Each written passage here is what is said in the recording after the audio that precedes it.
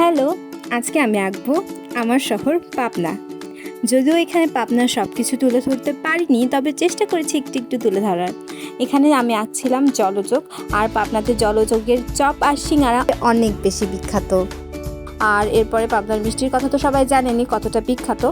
এখানে আমি লাড্ডু এঁকেছি, এখানে লাড্ডু আমার প্রিয় তাই।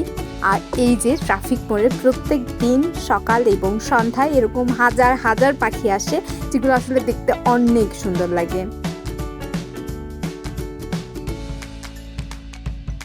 এখানে আমি একটা ছাতা আঁকছিলাম, আর ছাতা আঁকার সময় আমার একটা গান মনে পড়েছে, কিন্তু আমি গানটা আপনাদের শোনাবো না।